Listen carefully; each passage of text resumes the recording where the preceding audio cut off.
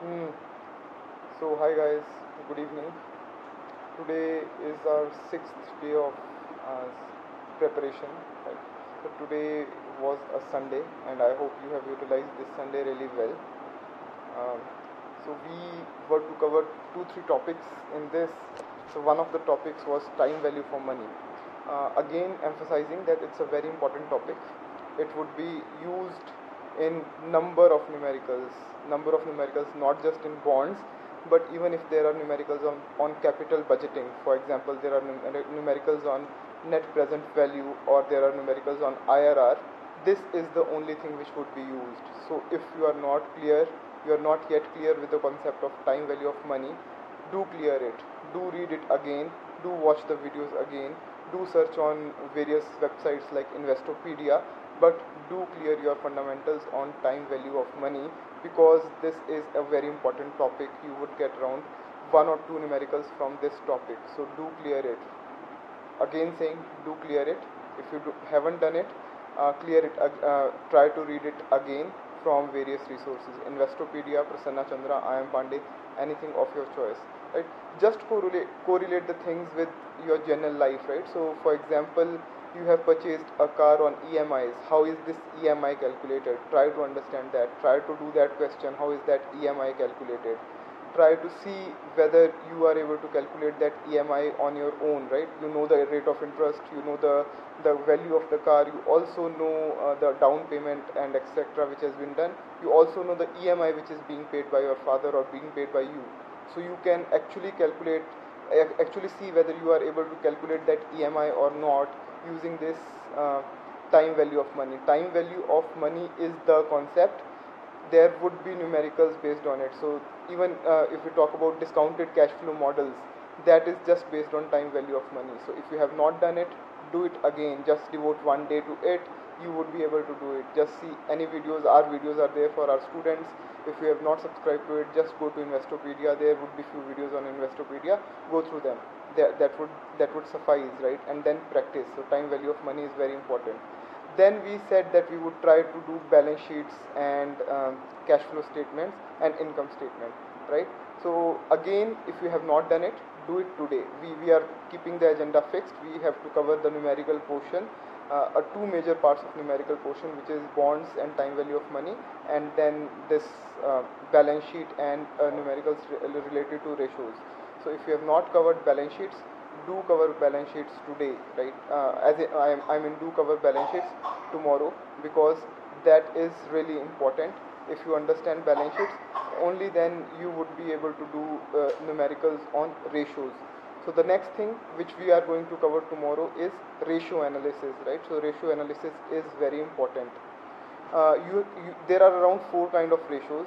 So there are profitability ratios, there are uh, efficiency ratios, liquidity ratios, and solvency ratios, and there are multiple ratios in all this stuff.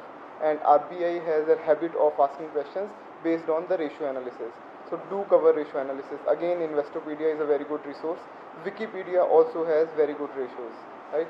So do cover these ratios, but this cannot be done without covering balance sheets. So firstly, cover balance sheets and income statement, how to read them, how to use various terminologies. So you have to understand one golden equation, which is asset is equal to liability minus shareholder equity. So that you have to understand, that you have to remember, and that you have to practice, right? So do those questions which are based on this equation, right? Once you are clear about this, you would be able to solve a lot of questions based on this thing, right? So this is about our phase 1. For phase 2. For phase 1, again we are covering our GK, right? So cover the GK from whatever resources you are using.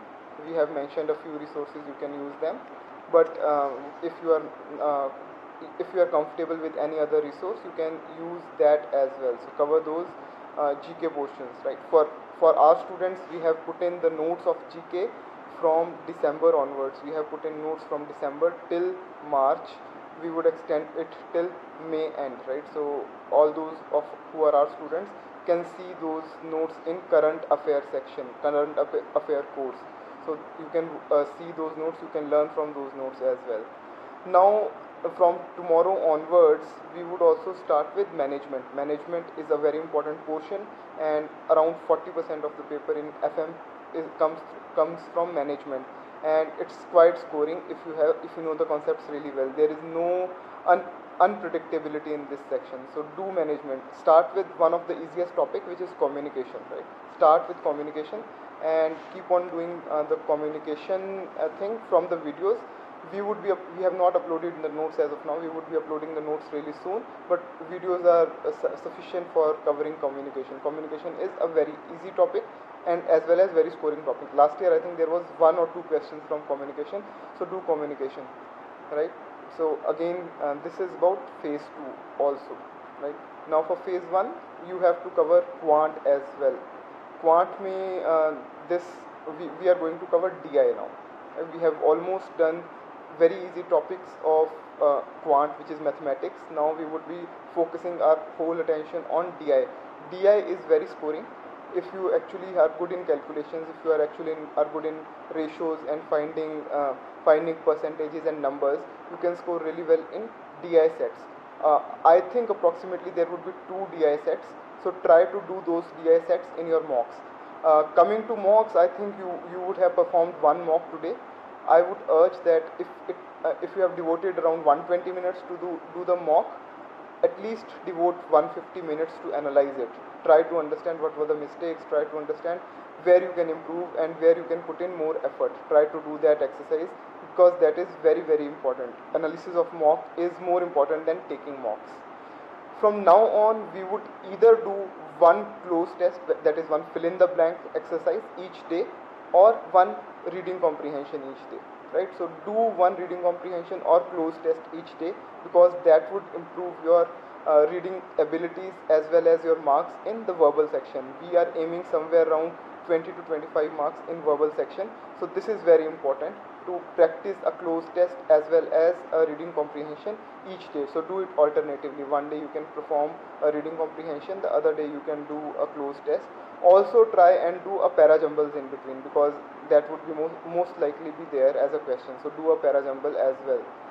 So that's about it. I think many of our students and various other students are also facing problem in the numerical section. We would try and make a video out of it. We would try and solve somewhere around 10 to 15 questions in a video. Do watch that video, and I hope that your fundamentals would be clear. So that's the agenda for tomorrow. Do cover the things as we guide, because we are planning to cover around 80% of the syllabus before 10th of June, right? So before 10th of June we would be covering around 80% of the syllabus. If you follow us, you would be able to achieve a very good score in phase 2 as well as in phase 1. So do follow us. If you are still looking for the course, we are still open, we are still enrolling people. Do look at rbi.prepper.co. It would be a great help if you think that you need help, right? So all the best and thank you.